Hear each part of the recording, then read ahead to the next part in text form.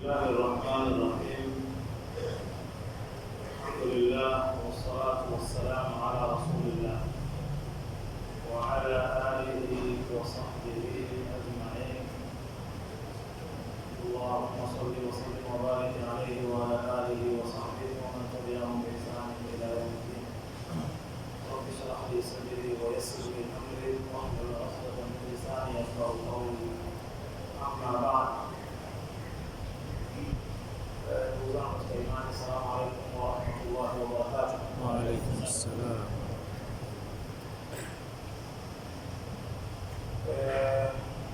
Aya hii ya 100 aya 44 kusema kweli ilikuwa ndani ya mpango wangu, lakini inshallah tuielezee kwa ufupi au kuingia kwenye zile ambazo zilikuwa kwenye mpango, kwa sababu huwa tafsiri kila shekhe anapelekewa aya zake maalum. Kwa sababu shekhe jana maelezo yalikuwa marefu, kama akasema huu muda wa sokoni kwa aya tunazopewa ni kidogo sana, na kuisanua kwa lazima aya itasimamisha. Aya ya 44 yasema bal mata'ana ujani wa aba'ahum, na kwa hakika tuliwastarehesha na kuwaneemesha hawa na wazazi wao wa aba'ahum na baba zao, hata twala alaihim al-umr, mpaka umri wao ukawa mrefu.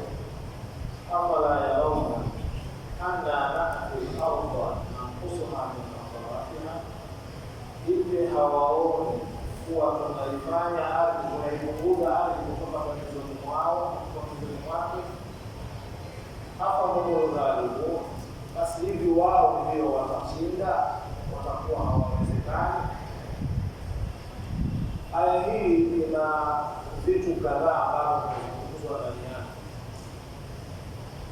Kitu cha kwanza ni starehe ambayo watu wanapewa kwa kuneemeshwa na Allah kwa neema mbalimbali, neema ambazo zinawafanya wawe na starehe katika dunia hii. Na mara nyingi watu wa namna hii, kwa sababu ya zile starehe wanazozipata kufanya neema za Allah walizokuwa nazo, wanajisahau. Kujisahau huko kwa aina nyingi. Kuna wengine wanajisahau, wanatumikia huko kwenye starehe mpaka wanakuja kupigwa na mauti, ndio mtu anasuka wakati anakufa. Wengine wanajisahau kwa maana ya kwamba wanatakabari kwa zile neema walizokuwa nazo, basi wanajiona wao ndio wenyewe katika dunia hii, hawashindi na kitu, hawawezekani na mtu, na anaweza akafanya lolote kwa mtu yoyote wakati wowote na asifanye lolote. Na mfano tunaiona kila siku, mfano hii ndio wazi wazi, mifano tu ya vita vinavyoendelea sasa hivi ni mfano huu. Kwa neema za Allah amejivisha uungu kama Firauni, kwamba yeye anaweza kufanya lolote kwenye dunia hii na hakuna mtu yoyote wa kufanya chochote. Sasa Allah subhanahu wa ta'ala anawazindua watu hao. Aya ilikuwa inazungumza na watu waliokuwepo kwa Mtume sallallahu alaihi wasallam, lakini aya hii inaendelea mpaka leo. Allah anawaambia, afala yarawna anna na'ti al-ardha nanqusuha min atrafiha, hivi hawaoni kwamba sisi tunaipunguza ardhi kutoka pembezoni mwake? Maneno haya wanawazuoni wakiyatafsiri na kutoa maana yake namna ya kuipunguza ardhi, wanatoa tafsiri tofauti tofauti. Kuipunguza ardhi kuna maana kwamba wale watu wanaoishi kwenye ardhi ile ambao ndio hao wengine wametakabari, huwa Allah anawabadilisha, analeta watu wengine.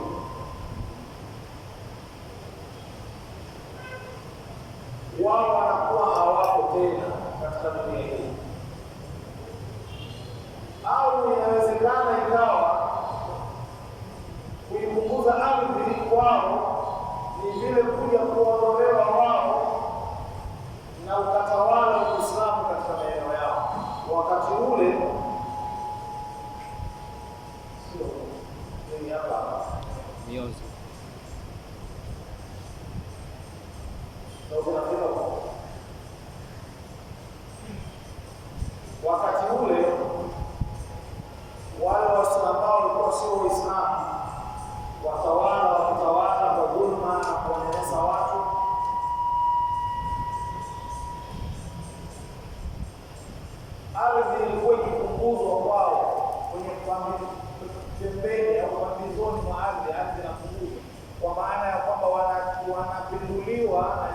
Kiislamu, ardhi inatawaliwa na Waislamu na Uislamu ndio unatawala maeneo yale na uadilifu unaingia.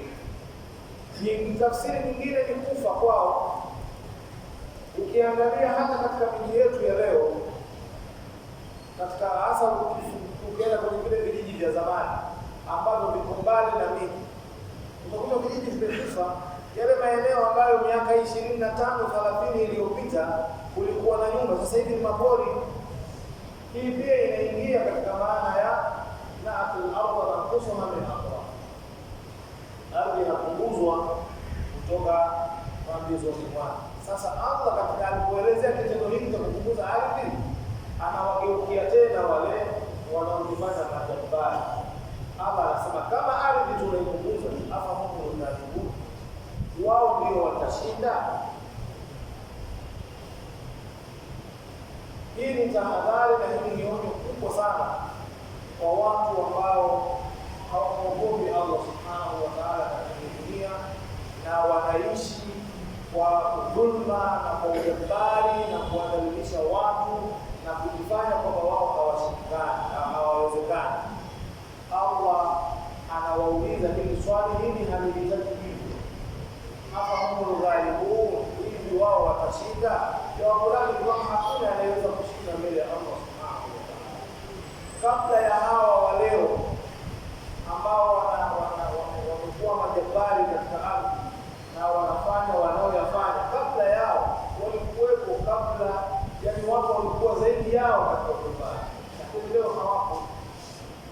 Ardhi ishapunguzwa kwao, hawapo, na hawa nao vile vile wataondoka. Sasa wakishaondoka, sasa wanakuwa wako mikononi kwa Allah subhanahu wa ta'ala.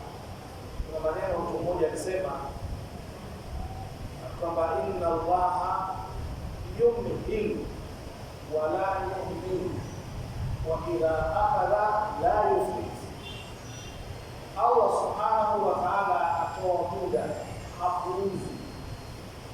Yaani wewe ukijiona unafanya unayoyafanya, halafu bado unapata pumzi, unapata pesa, mambo yako yanakwenda, Allah anakupa muda, labda utageuka, utakumbuka, ugeuke urudi kwa Allah subhanahu wa ta'ala. Lakini Allah hapuuzi tunayoyafanya. Lakini hatari zaidi ni hapo mwisho, anasema wa idha akhadha la yuflit. Allah akishakamata haachii tena. Sasa wewe ukaruka, muda umepewa wa kurudi kwa Allah subhanahu wa ta'ala. Sasa usiporudi, siku kiingia mkononi kwa Allah subhanahu wa ta'ala, basi jua habari zako zikuishi.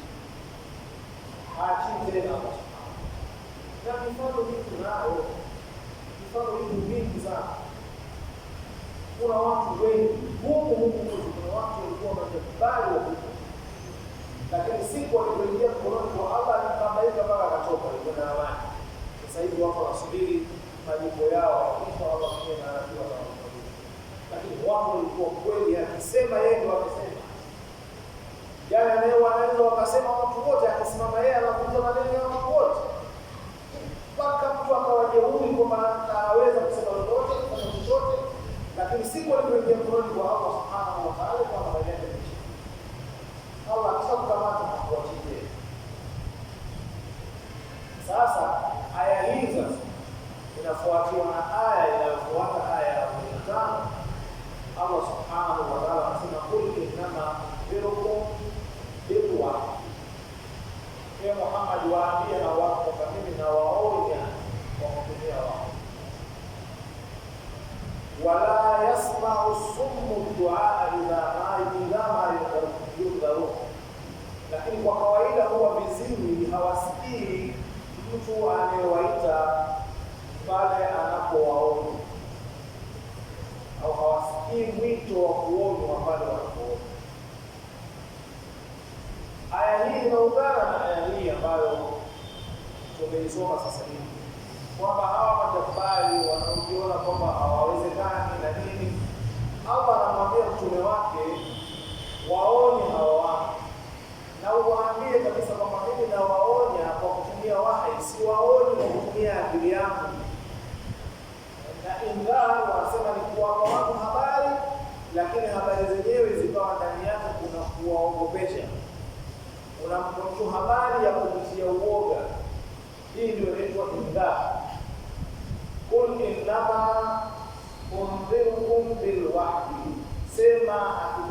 ninawaonya kwa kutumia watu.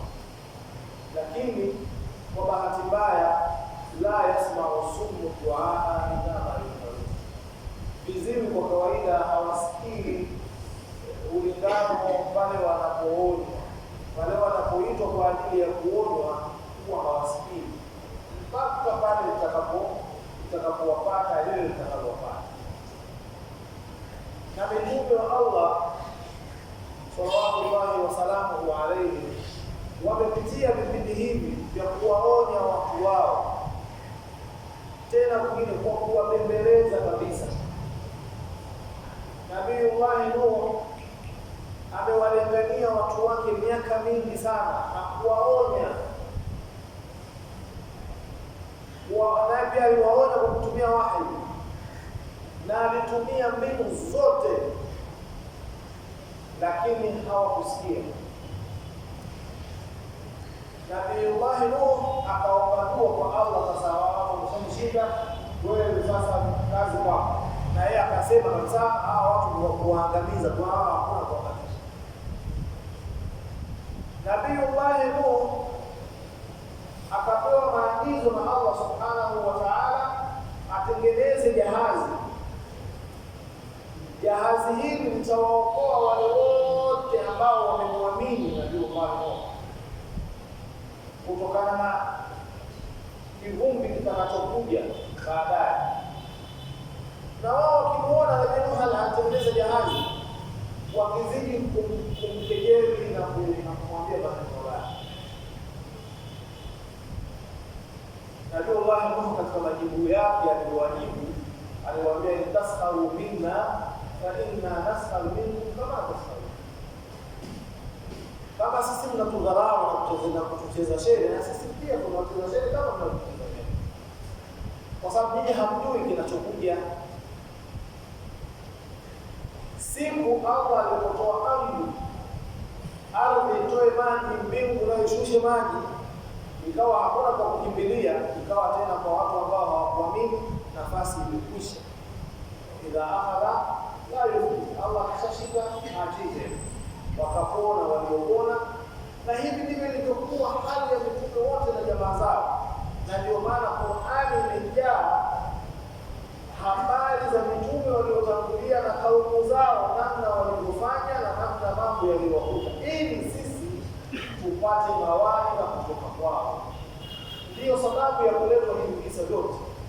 Kuna wale kwa Nabii Saleh wenyewe wanamwambia Nabii Saleh, kama unataka tukuamini, basi toa ngamia kwenye hili jiwe.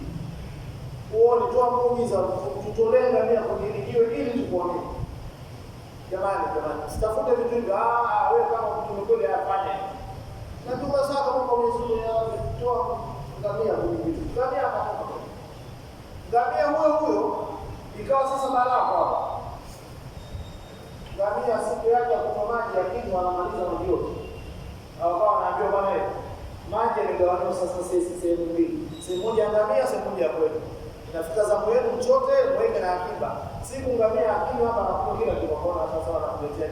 Ngamia walimuomba wao wenyewe, wakatuma watu wao wakaoka pale kwa mkata ni ngamia wakamchukua. Na wao wakakamatwa. Na walipokamatwa tena haikufaa tena malalamiko yao wala kuomba kwao msamaha, hakufaa tena. Wa idha akhadha la yufid. Sasa Mtume sallallahu alaihi wasallam anaambiwa na Allah waambie wao kwamba mimi nawaona kwa kutumia wao. Haya maneno yanawahusu hawa ambao Qur'ani imeshuka wakiwepo mpaka sisi. Mtume sallallahu alaihi wasallam anatuonya tunatakiwa tuonyeke, lakini kama na sisi tutakuwa viziwi ambao hatusikii mtu anapoita, basi tusubiri kile kitakachotupata. Allah subhanahu wa ta'ala anaeleza sasa tabia za watu waovu walio jinsi wanavyokuwa wajeuri, hawasikii wanavyoonywa. Lakini sasa inapotokea adhabu ya Allah anakuwakamata. Sasa kalia maneno yao, wala in masatuhum nafhatun min adhabi rabbik la yaquluna ya waylatana inna kunna zalimin. wanapoguswa,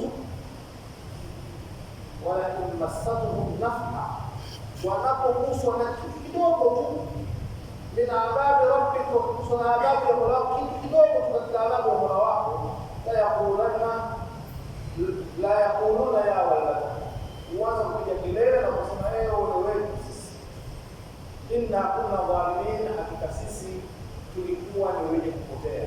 Ndio leo wanakumbuka baada ya kutamaha yale ya Firaun alipoona sasa maji yanachanganyika, anazama, ndio sasa eti anaamini. Na hivi ndivyo wanavyokuwa watu waovu. Siku anakamatwa na Allah, ndio hapo sasa anaanza kupiga kelele na kuona kwamba sasa yeye amekosea. Sasa unakumbuka katika wakati ambao haifai. Neno wail ambalo wanamtumia hawa kwa kusema yao iladana, ni pale mtu anapopata matatizo alafu akaomba matatizo makubwa zaidi. Mtu anaweza akapatwa na janga alafu afadhali ningekufa. Ndio maana ya neno wail, yao iladana, ole wetu. Katika lugha ya Kiarabu wanasema ya halaka, au wanaomba waangamie kuliko hicho kilicho. Hii ni tabia ya mawali. Lakini Muislamu anapokutwa na mitihani hasemi ya waila au ya waili. Muislamu anapokutwa na mitihani, kuna mafundisho maalum aliyotoa na Allah subhanahu wa ta'ala kupitia kwa Mtume wake sallallahu alaihi wasallam. Mtume sallallahu alaihi wasallam anasema ajaban min amri al-mu'min, ni ajabu sana jambo la Muislamu. Muislamu jambo lake linashangaza na linashangaza kila mtu. Kwa nini? Tena Mtume akasisitiza asema wala yakunu dhalika illa lilmu'min, na hilo haliwezi kupatikana ila kwa mtu muumini mwenye imani ya kweli. Idha asabatu sarra shakara fakana khairan, anapopata heri kushukuru kwa heri hiyo inakuwa heri. Yaani kupata mambo mazuri, maisha mazuri, kazi nzuri, kapata mtoto, kapata mke mzuri, kapata mume mzuri, kapata mambo mazuri katika dunia hii, muumini huwa anashukuru. Akishukuru haya mazuri aliyopata, kwake inakuwa heri. Lakini mtu asiyekuwa muumini anapopata heri huwa anaanza kutakabari, kama hao tulioeleza hapo. Anaanza kutakabari na kwamba yeye sasa ni yeye ndio fundi, yeye anaweza kufanya kila kitu. Lakini Muislamu hapana, anapopata heri anashukuru. Na katika shukrani ya Muislamu ni kuzidi kuwa mnyenyekevu kwa Mola wake na kwa binadamu wenzake. Ukimuona mtu kila anapopata neema anazidi unyenyekevu, basi huyo mtu ni muumini, kwa sababu neema ni kitu kimoja kibaya sana. Yaani katika mtihani wa neema na mtihani wa shida, bora mtihani wa shida kuliko mtihani wa neema, jinsi ulivyokuwa hatari. Mtihani wa neema ni hatari sana. Kwanza mtu akiwa na neema anakuwa kimwili au kundi mtu, kwa sababu hamhitaji mtu sana. Mungu bana anaweza kuzungumza lolote mbele ya lolote bila kujali kitu. Vinginevyo labda akutane na watu wamemzidi kwenye neema ndio atakuwa mnyonge kidogo. Lakini akikutana na watu ambao ni wa kawaida kwake, anakuwa ni Mungu, chochote kile anaweza kufanya. Kuna kisa kimoja cha kuchekesha kidogo ambacho watu wanazungumzia kuhusu neema. Wanasema kwamba kulikuwa na mfalme mmoja alikuwa na kinyozi wake. Ndio kufanya kazi kama kinyozi, kwa hiyo ndio anamwaleva chini, hata malipo yake ni ya chini. Hatudharau kazi, lakini tunazungumzia zile level za kipato. Yaani huwezi kufananisha kinyozi wa rais na waziri mkuu wa rais, yaani vitu tofauti. Kinyozi huyu alikuwa akimnyoa yule bwana wake, ananyoa kwa heshima na kwa utulivu kabisa. Hazungumzi kitu. Mbele mfalme wangu anazungumzia wewe ndio dawa kwa ushauri, ungekuja na ushauri kwa watu, kuja na ushauri wewe kinyozi. Unanyoa kwa mtu anafanya nini, anaweza anaongoza. Sasa anasema akaendelea kunyoa. Siku moja mfalme alikuwa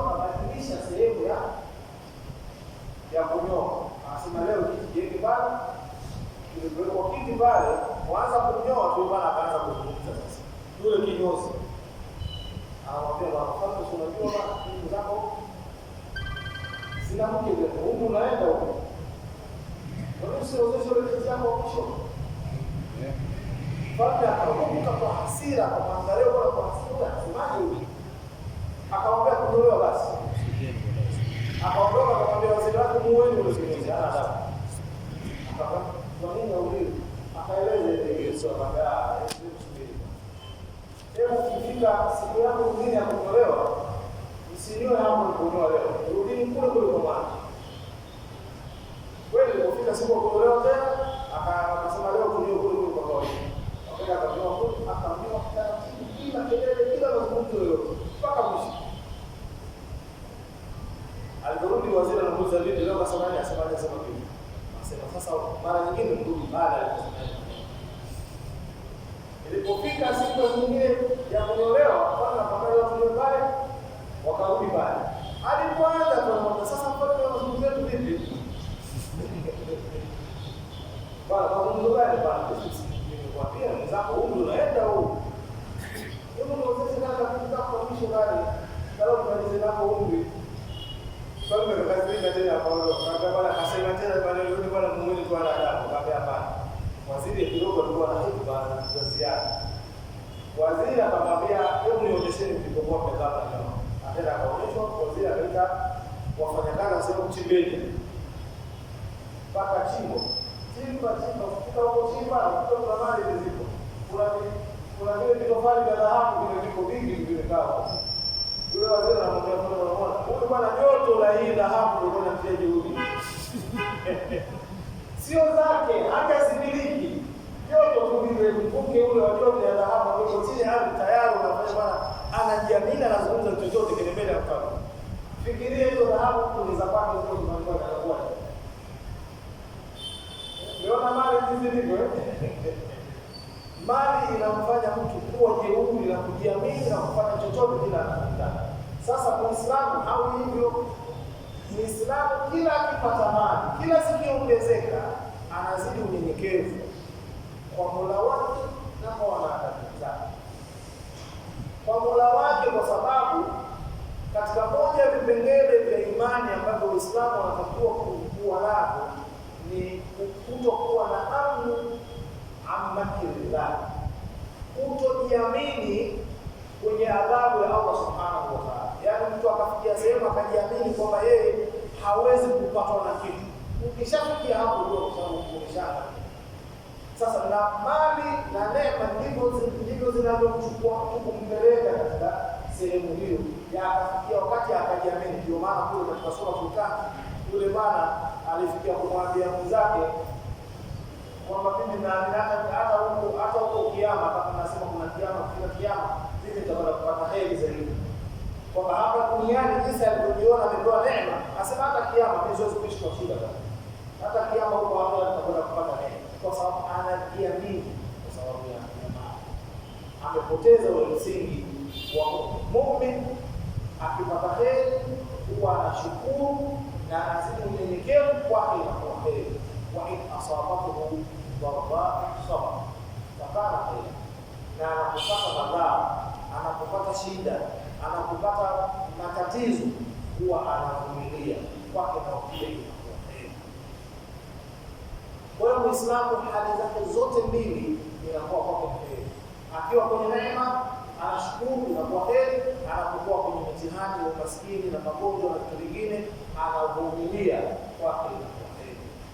Ndio maana katika moja ya mafundisho tunasema kwamba Mtume sallallahu alaihi wasallam amewafundisha Waislamu wamuombe Allah subhanahu wa ta'ala awaepushe na umaskini, awaepushe na ufakiri. Kwa maana kwamba ufakiri katika Uislamu si jambo linalopendeza, isipokuwa umaskini na ufakiri katika Uislamu kuna mafundisho ya kukabiliana navyo. Kwamba ukipata umaskini na ufakiri unatakiwa kuishi vipi? Sio kwamba umaskini kwamba utaishi umaskini ndio ucha Mungu. Kuna baadhi ya watu wanahisia hizo kwamba umaskini ndio ucha Mungu. Kwamba akiwa maskini yeye hana chakula anaomba yeye ndio ucha Mungu. Kwa sababu hakuna ucha Mungu umaskini. isipokuwa katika Uislamu. Muislamu akifuata hii misingi anakuwa mcha Mungu akiwa tajiri, anakuwa mcha Mungu akiwa maskini. Lakini sio utajiri tu kwamba ni mcha Mungu, wala sio maskini tu kwamba ni mcha Mungu. Lakini Muislamu anayefuata misingi anakuwa mcha Mungu katika hali zote mbili. Sasa wale ambao hawaamini, wao ndio wanapata neema, wanavuka mipaka na wanafanya mambo wanayofanya. Wanadau al-mawazin al-qist li yawm al-qiyamah fala tudlamu nafsun shay'a, na tutaweka mizani siku ya kiyama, tutaweka mizani za uadilifu siku ya kiyama. Fala tudlamu nafsun, hakuna mtu atakayedhulumiwa, hakuna nafsi yoyote itakayodhulumiwa kitu chochote. Fala tudlamu nafsun shay'a, hakuna nafsi itakayodhulumiwa kitu chochote. Wa in kana mithqala habatin min khardalin ataina biha wa kafarina hasibin, na hata ikiwa hicho alichokifanya mwanadamu kama ni wema ama ni mbaya ni kitu kidogo kiasi cha punje ya khardal, basi Allah ataileta hiyo punje na utalipo kwa punje hiyo uliyofanya, iwe wema iwe uovu. Waman ya'mal mithqala dharratin khayran yara wa man ya'mal mithqala dharratin sharran yara. Siku ya kiyama hakuna chochote unachokifanya kwenye dunia hii, kiwe kibaya kiwe kizuri, utakwenda kukutana nacho. Masala ya kusamehewa yako kwa Allah subhanahu wa ta'ala. Utakapojitahidi kuomba msamaha, kufanya toba ya kweli na Allah akaikubali, utakwenda kukuta msamaha wako. Lakini yale yaliyoandikwa yapo.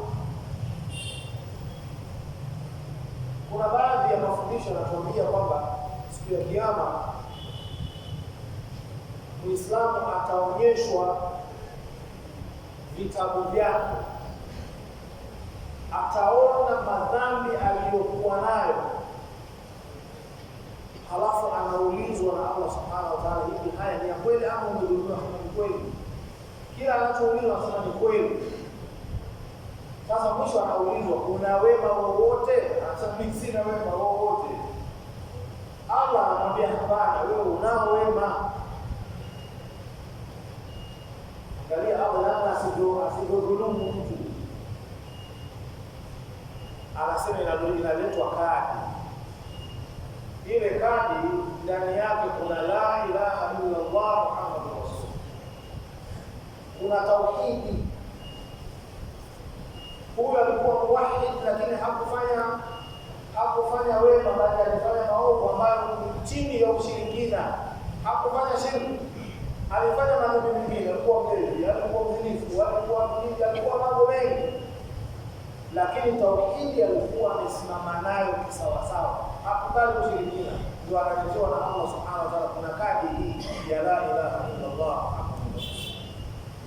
Madhambi yale yote ya katika upande mmoja wa mizani, amali yake njema ambayo itawekwa upande wa pili ni la ilaha illa Allah pekee yake, ikiwekwa madhambi yote yananyanyuliwa. Anaambia kwa la ilaha illa Allah yuko anakwenda peponi. Maana yake Allah subhanahu wa ta'ala kwa tauhidi yake kamsamehe yale madhambi yote, lakini kwanza kayashuhudia, kayaona kwamba yapo, kwa maana kwamba chochote utakachokifanya utakwenda kukuta. Masala sasa ya kusamehewa ni wewe utakapoishi, umeishije hapa duniani ili ukapata msamaha wa Allah subhanahu wa ta'ala. Na ndio hapa ambapo Allah subhanahu wa ta'ala mwenyewe kashatoa tangazo, inna Allah la yaghfiru an yushraka bihi wa yaghfiru ma duna dhalika liman yasha. Allah hamsamehi mtu yoyote kwa dhambi la kumshirikisha na kitu kingine, lakini anasamehe madhambi yaliyo chini ya ushirikina kwa atakayetaka. Allah atakutaka kwa vigezo gani? Vigezo sema vijua wewe, namna gani ulivyoishi na hao madhambi yako, namna gani ulivyoishi na dhambi zako. Hivyo vigezo unavyokuwa navyo ndivyo hivyo ambavyo vitamfanya Allah subhanahu wa ta'ala akupe msamaha wako ikiwa hukumshirikisha.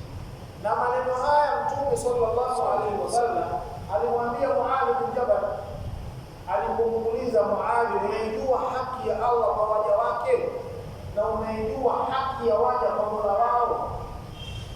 Muadh akamwambia Mtume, Allahu wa rasuluhu Mtume na Allah na mtume wake.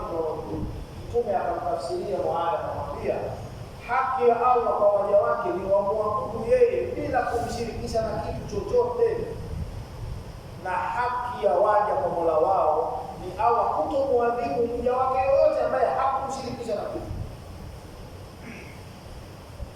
Ndugu zangu, mbinu ya kufaulu kwenye hii dunia, twende kwa Allah kwa salama, ni kuacha ushirikina.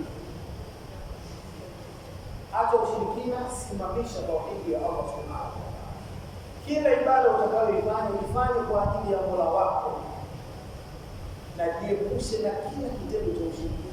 Achana na habari ya kutengenezewa maneno eti kuna hoja, unatengenezwa hoja kwamba hili si ushirikina. Shirki inatakiwa kukimbiwa, usitengenezee hoja shirki. Wewe unaambiwa usimuombe asiyekuwa Allah. Wewe anakuambia bwana, ukimuomba shekhe wako ambaye amekufa, ile dua sio kwamba unamuomba yeye anaichukua dua hili anaipeleka kwa wewe, muombe shekhe wako. Shekhe wako anahitaji dua yako wewe. Shekhe hana uwezo wa kuomba dua. Wewe muombe shekhe wako. Shekhe wako hana uwezo wa kuombea dua, wala hana uwezo wa kutengeneza kitu chochote. Kuwafanyia wema mashehe zetu, jamani, tuwaombeeni dua na yale waliotufundisha tuyafanyie kazi. Lakini swala la kwamba unaenda kumwambia shekhe, mimi nina matatizo, shekhe huyo kauli unafanya ushirikina, na wallahi shekhe huyo angepata nguvu ya kutoka hapo kaburi ungejua habari yake. Hilo ni jambo moja zito sana ambalo sisi tunalifanya, kuwaweka hawa watu katika mazingira magumu sana. Kwa hiyo tujiepushe na ushirikina. Hiyo ndio dawa pekee yake kwenda kupona siku ya Kiyama. Mizani hii mizani itafanya kazi. Allah hatomdhulumu mtu, na Mtume sallallahu alaihi wasallam anasema la tahqiranna min al-ma'ruf. Katika wema Muislamu usidharau kitu chochote kilicho mbele yako. Kifanye kile cha wema, kifanye, usisubiri wala usidharau. Mara nyingi misikitini huko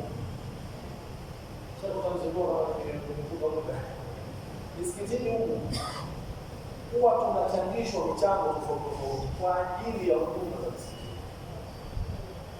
Unakuta msikiti umejaa, wanasema watu 5, 6, 10 ndio wanatoa mchango, wanaondoka, watu wengine wote ndio wanatoka. Hivi ni kweli nini? Hata 100 huko, hata 100 huko, 200 huko. Muislamu anakosa 200, anakosa 500 ya kutoa msikitini. Tatizo tunadharau. Ukiona mwenzako ametoa 10,000, sasa mimi 200 zangu ametoa. Wewe humpi mtu. Hii 200 unampa Allah subhanahu wa ta'ala. Nani aliyekwambia kwamba 200 kwa Allah ndio? Nani alikwambia kwamba hiyo 200 kwa Allah ndio? Nani? Choto hela. Ila Allah walau bishika. Tunasema Mungu anataka kukubali mmoja watende. Nini maana yake?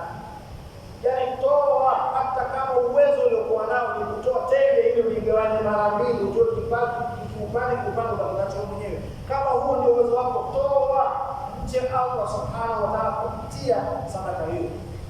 Wewe unadharau 500. Ndugu zangu katika imani, kwa kusema kweli, hii hali inasikitisha sana. Kuona watu ndani ya ukafiri wao, lakini wako tayari kudhamini ukafiri wao na kutoa pesa chungu nzima. Sisi Waislamu tunashindwa kudhamini Uislamu.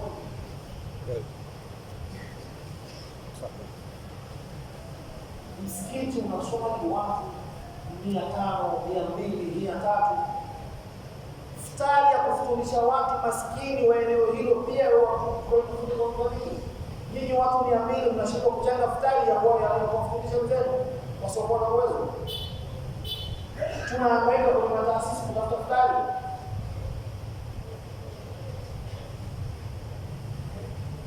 Yatima ambaye ni jirani ya msikiti, tunaenda kumtafutia ufadhili kwenye taasisi. Msikiti huu watu 200 mnaswali hapa, mnashindwa kumfadhili yatima mmoja wawili, watoto wao wakalelewa wakasoma wakaishi maisha yao. Ndugu, tukitaka kuipata pepo ya Allah subhanahu wa ta'ala, inabidi tujiangalie sana. Tatizo kubwa tuliokuwa nalo sasa hivi, kila Muislamu anaangalia Muislamu zake, hajiangalie. Hili ni tatizo kubwa sana. Ni kwa yale mapungufu uliyokuwa nayo wewe huyajui, kwa sababu hujiangalie, hujihesabu, hukai ukajifikiria, mimi mbona nafanya hivi? Mbona mimi si swali? Mbona swala zangu ni za mdana? Hukai ukajifikiria, wewe unaangalia mtu mwingine, yule bwana anafanya hivi, yule bwana anafanya hivi. Tunasahau tunakufa na mizigo ya madhambi kwa sababu hatujiangalia.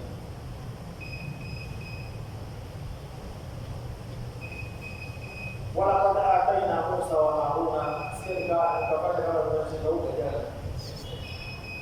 Walaqad atayna Musa wa Haruna al-furqana wa diyaa wa dhikra lil-muttaqin. Hakika tuliwapa Musa na Harun kipambanuzi cha haki na batili, wa diyaa na mwangaza, wa dhikra na ukumbusho, lil-muttaqin, kwa ajili ya wachamungu.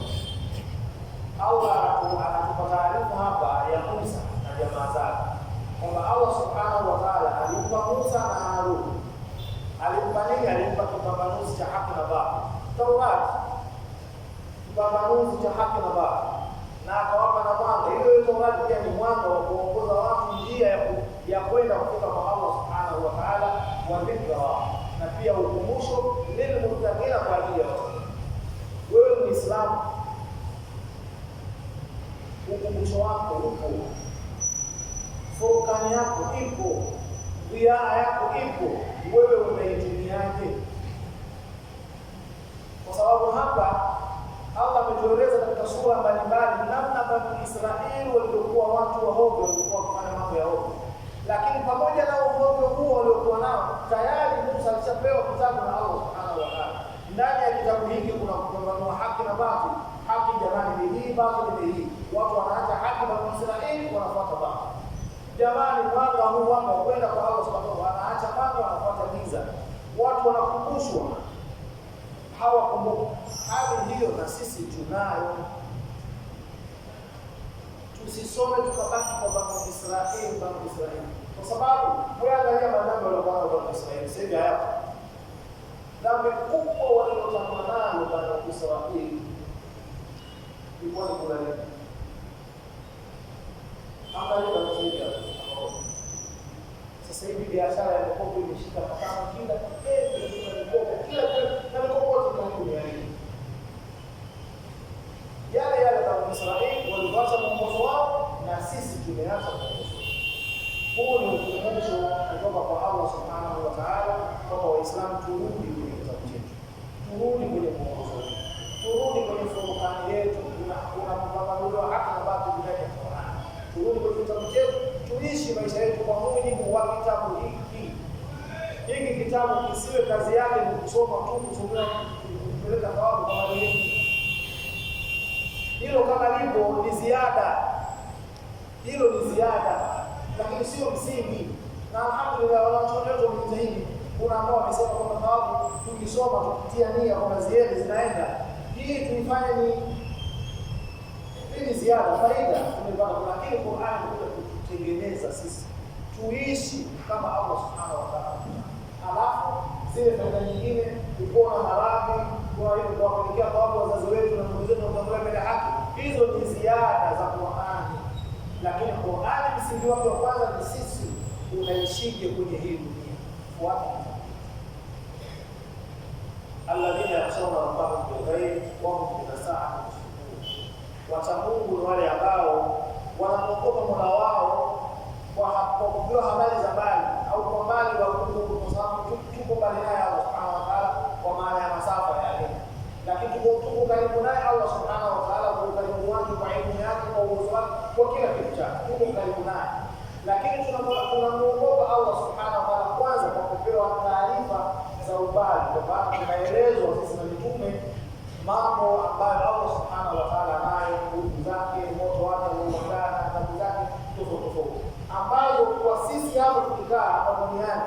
hizo adhabu za Allah za akhira ziko bali, lakini tunamuogopa hivyo kwa hizo taarifa za bali.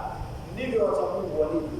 Lakini watu ambao si wacha Mungu, tunasema bwana, nani alienda huko akaona? Hawa ni watu waovu. Lakini muumini hizo taarifa za bali anaziamini na anamuogopa Allah subhanahu wa ta'ala kupitia taarifa hizo alizopewa. Wao min saa muslimun, na kwa kawaida Waislamu wa wacha Mungu wanakiogopa kiama. Ukimwona mtu anafanya kwamba yeye haogopi kiama, basi jua ana matatizo yeye kwenye imani yake. Muislamu wa kweli, muumini wa kweli anaogopa kiama, kwa sababu hujui utakwenda kuangukia wapi. Kiama kuna mambo mawili, unaenda motoni au unaenda peponi. Sasa wewe utakwenda kuangukia wapi? Lazima wewe ni mwoga, na ndio maana tunakuta watu waliobashiriwa pepo na Mtume sallallahu alaihi wasallam, maswahaba hawajulikana wamebashiriwa pepo kwa fulani wa peponi fulani, lakini hao watu wameishi na vilio mpaka wameingia kaburini. Wakiulizwa kwa nini wewe unalia, anasema sijui, mimi nikifika mbele ya Allah subhanahu wa ta'ala nitakuwa upande gani? Ukishabashiriwa pepo pamoja na kubashiriwa pepo, lakini bado mtu hajiamini. Sasa hivi ndivyo wanapokuwa Waislamu, wanaogopa kiama. Halafu Allah anamalizia akisema kwamba hadha dhikrullah, huu ni ukumbusho wenye baraka uliobarikiwa na Allah subhanahu wa ta'ala. Anzalnahu, tumeushusha kwako Muhammad. Afa antum lahu muqinun, hivi nyinyi mtaupinga ukumbusho huu wa Qur'an? Mnaupinga? Huu ni ukumbusho uliobarikiwa na Allah subhanahu wa ta'ala na anaoteremsha kwetu. Afa antum muqinun, nyinyi mtaupinga ukumbusho kama walivyopinga Bani Israeli ukumbusho wao? Hili swali kila mmoja Muislamu akae chini, atafakari, aangalie. Usijiambie tu kwa maneno kwamba mimi sipingi, jiangalie maisha yako. Maisha yako yanapinga huu ukumbusho ama yanasadikisha huu ukumbusho? Kama ukijikuta unapinga, bado muda unao, baada ya Mungu nao jirekebishe haraka iwezekanavyo. Allah subhanahu wa ta'ala anampokea mja wake wakati wowote ule atakapoamua kuuliwa, na Allah anatamani siku zote kumpokea mja wake. Furaha aliyonayo Allah subhanahu wa ta'ala kwa kurudi mja wake, furaha hiyo inashinda furaha ya mtu yoyote yule. Angalia tofauti hapa. Sisi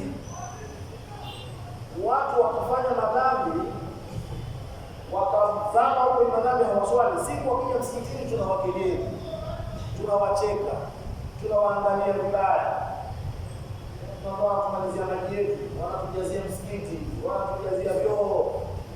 Lakini Allah subhanahu wa ta'ala anamfurahikia mja wake anayekuja kwake, aliyetoka kwenye maasi.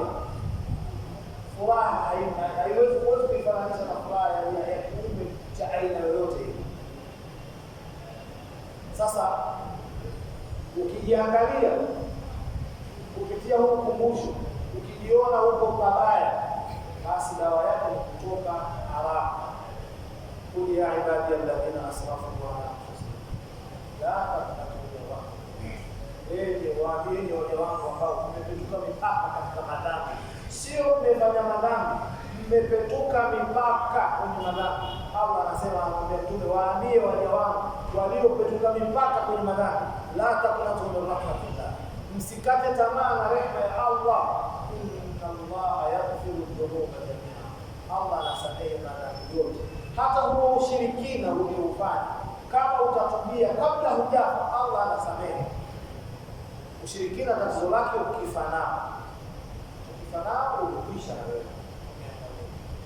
Mungu Allah subhanahu wa ta'ala atutoe kwenye giza la maasi, atulete kwenye nuru ya taa, atuepushe na ushirikina, na atujalie ni katika watu wa tauhid ambao tutakwenda kunufaika na tauhid hiyo bila Allah subhanahu wa ta'ala. Subhanallahi walhamdulillah, la ilaha illa anta, astaghfiruka wa atubu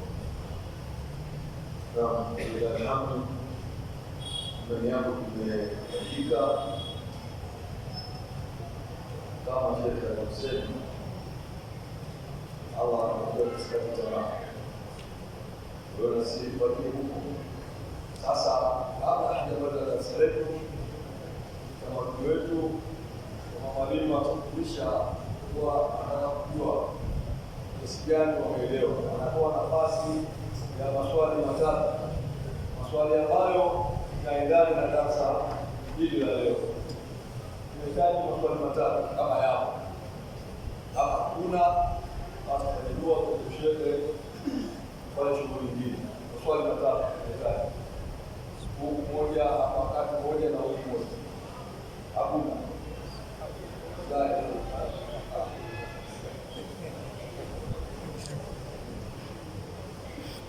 السلام عليكم.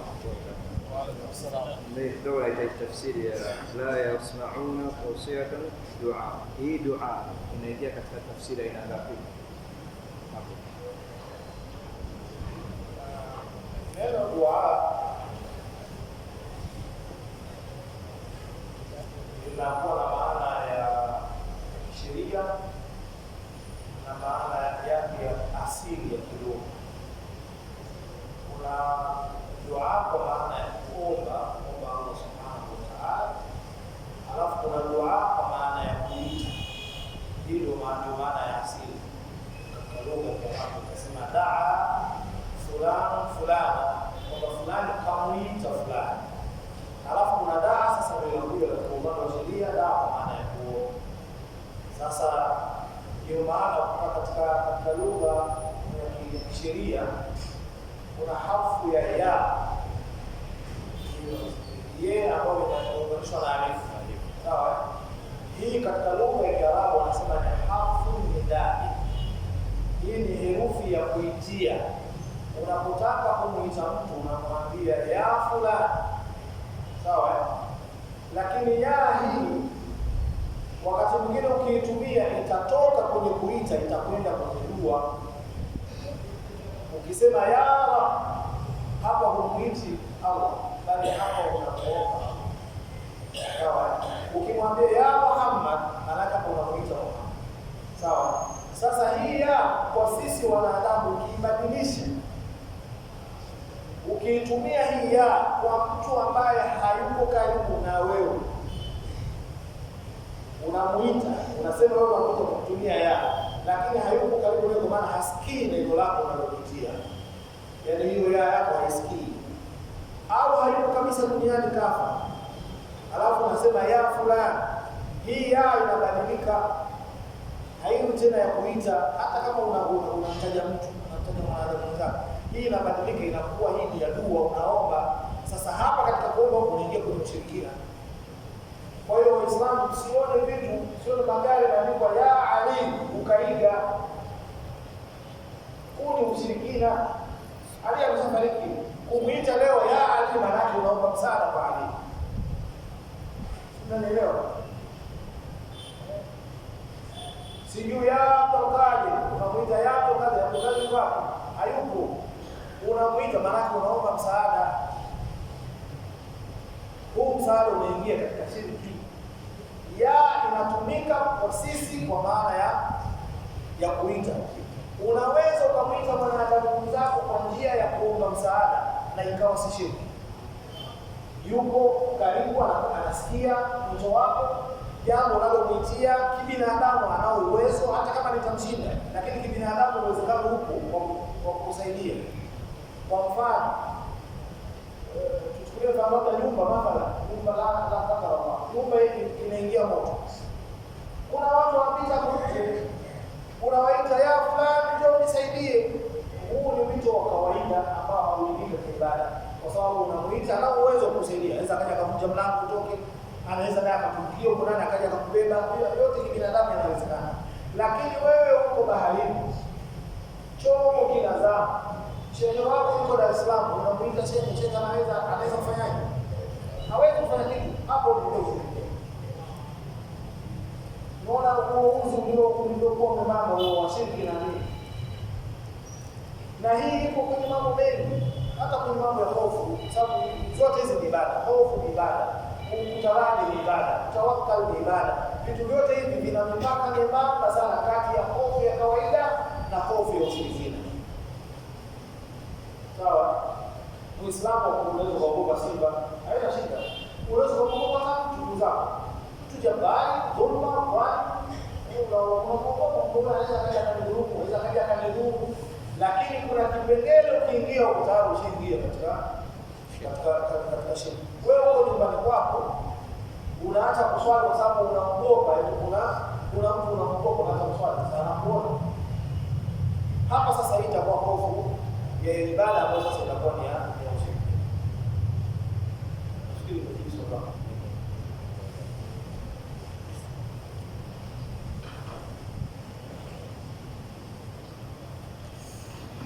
Assalamu alaikum warahmatullahi wabarakatuh. Mimi shikamoo nilikuwa na swali wengi. Swali la kwanza samani nitakurudisha nyuma kidogo katika aya ya kwanza na wewe, lakini kwa ni aya mwisho na sasa iliyopita. Mimi swali langu kullu nafsin dha'iqatul maut wa nabluwannakum bish-sharri wal khairi fitna. Nadhani haya 34 kama sio 35.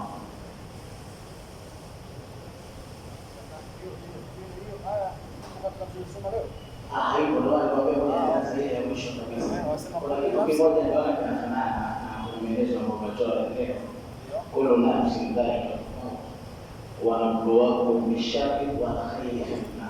Kwa nini shari na khairi zote ziwe fitna? Kwa sababu tegemea kwa kwa kitu kimoja, lakini kumbe shari na khairi fitna zote. Naomba maelezo. Lakini swali langu la mwisho, ataina Musa wa Haruna na Furqan. Mimi Furqan siku zote nilikuwa na mimi kwenye Qur'an, lakini leo nimesikia pia kwamba Taurati nayo ilikuwa Furqan. Sasa naomba maelezo. Nafikiri swala la mitihani ya kheri na shari tumezungumza kidogo kiasi kwamba na hiyo aya kama mkio kutupa ushahidi wa yale tuliyozungumza. Wanabluwakum bish-sharri wal khairi.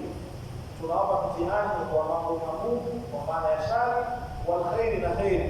Fitna zote hizo fitna kwa wanadamu. Yaani wewe unapopatwa na khairi fitna kwako, unapopatwa na shari fitna kwako. Watu wangapi wameingia kwenye ushirikina kwa sababu ya shari? Kama siku zote ni watu nzuri na kujiepusha na ushirikina. Kapata mtihani wa maradhi. Mathalan, maradhi ni shari. Akaangaika hospitalini, akaangaika, kisha akaona bana huko hakuna dawa, akaona kuna mzee huko. Wale watu wadogo. Sio bwana bwana mzee huko mweusi na mzee hivi, anakwenda kufanya ushirikina, ameingia kwa shirki. Shari imempeleka kwenye fitna.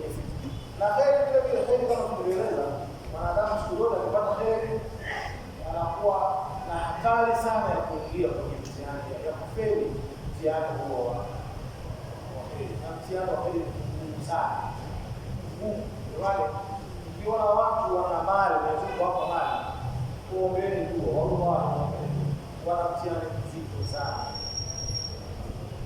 Hakuna kitu kibaya kwenye hii dunia kama unaweza kufanya chochote unachokihitaji. Mtihani mkubwa sana. Unajua sisi kuna mambo mengine hakuyafanya kwa sababu hatuwezi. Madhambi yanahitaji hela. Ndio. Madhambi yanahitaji hela. Kuna wale mwingine kwani wewe usikia kuna mtu anachukua mtu anasafiri naye kwenda naye China na kwenda naye wapi? Ni hela hizo. Angekuwa hana hela yule asingefanya hayo. Sasa heri ni mbaya sana. Heri ni mtihani mzito sana. Sio kwamba tusitafute hela. Hapa napo ni mtihani mkubwa. Tunaposema maneno haya hatuambiani kwamba tusitafute heri za kutoka na Waislamu hasa ndio wanafikiwa kwa mstari wa mbele katika familia. Na hapa ndio wanasema sana. Waislamu ndio wanatakiwa kuwa viongozi wa utafutaji wa hela. Kwa sababu yetu ndani ya zile nguzo 5 za Uislamu kuna nguzo inahusu hela. Sasa wewe utatoaje zaka kwa mambo yote mazuri? Lazima tuwe na hela. Na hayo mambo ya kufaa kutoa jinsi nilivyotaja ndani ya Qur'an.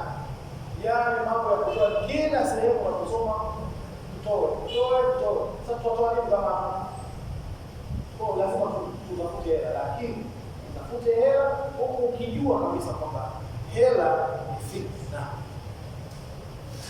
Sasa upambane, ujiweke sawasawa na uombe msaada kwa Allah akuepushe na fitna ya hela.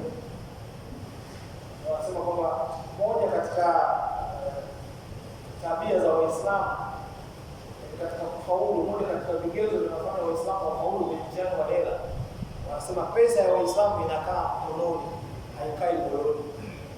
Pesa ikikaa moyoni imeshakumaliza. Pesa ya Waislamu pekee ikae mkononi. Kazi yake ni kurahisisha mambo ya maisha tu ya dunia. Kila kitu unataka kiwe rahisi, pesa ipo hapa. Unafaa kutumia pesa kurahisisha mambo, lakini sio pesa ikae moyoni. Ikishakaa moyoni lazima utaiabudu. Ndio hapo ukiambiwa sadaka sema kazi hawatafuti hela, lazima utafuta sadaka. Utafuta hela lazima. Yaani unakuwa wewe kwenye hela huambiliki. Pesa ipo moyoni. Sasa pesa kwa Uislamu isikae moyoni, pesa ikae mkononi. Kazi ya pesa duniani hapa ni kurahisisha maisha ya mtu.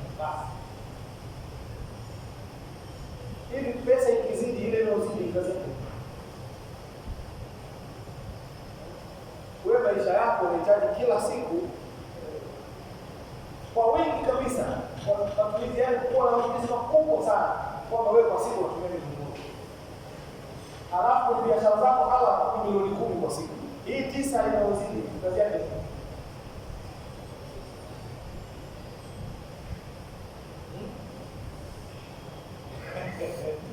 Tatizo la pesa.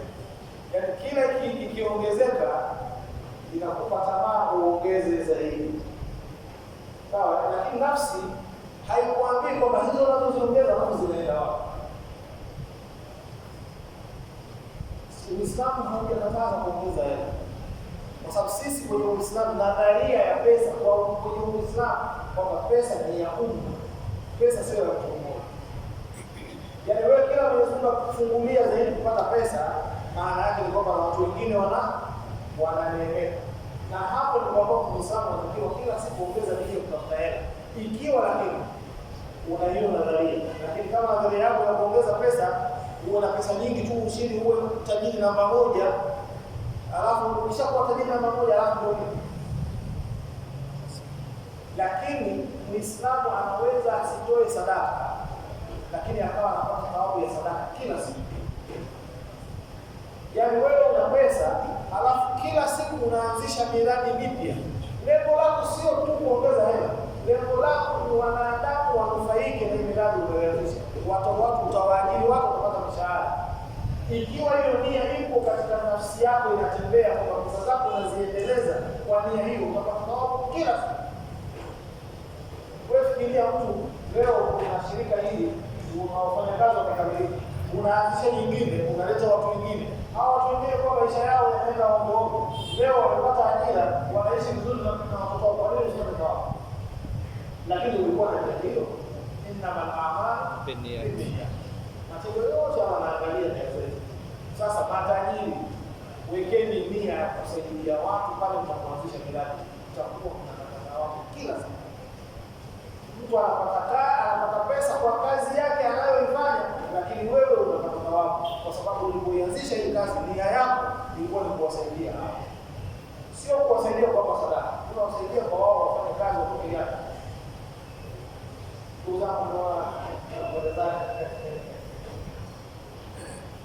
Maswali yako umemaliza? Al-Furqan ndio Al-Furqan ni sifa ya hivi vitabu. Kwa hiyo Qur'ani imeitwa Furqan kwa sababu inabainisha haki na batil. Na Taurati pia inaitwa Furqan kwa sababu inatofautisha haki na batil. Chochote kinachotofautisha haki na batil kinafaa kuitwa Furqan. So Furqan ni sifa. Naam. Alhamdulillah. Nabii tumefaidika.